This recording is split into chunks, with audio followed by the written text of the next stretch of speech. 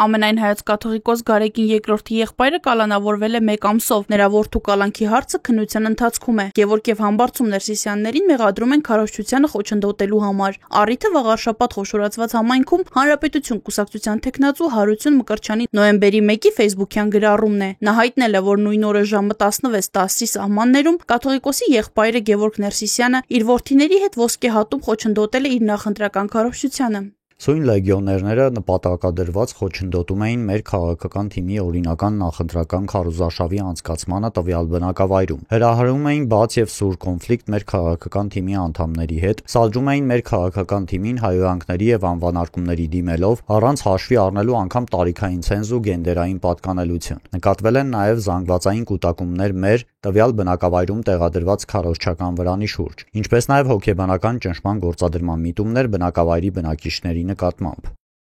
Փաստաբան Արա Զոհրաբյանը պնդում է, իրականում չկա նույնիսկ հանցագործությանը նմանվող դեպք։ Նա ֆեյսբուքում տեսանյութ է տարածել ու նկարագրել իրադարձությունների զարգացման այլ տարբերակ։ Դեպքը տեղի ունեցել այսպես. Համբարձումը նոյեմբերի 1-ին ժամը 14:40-ի սահմաններում իր տան դարպասի դիմաց կանգնած է եղել, իրեն է մոտեցել մի տղամարդ եւ առաջարկել է մասնակցել Հանրապետություն կուսակցության ժամը 16-ի հանդիպմանը։ Համբարձումը հրաժարվել է, նշված մարդը փորձել է համոզել, խոսել են, այնուհետև մոտեցել է Համբարձումի հայրը Գևորգ Ներսիսյանը, երեքով խոսել են ու խաղաղ բաժանվել։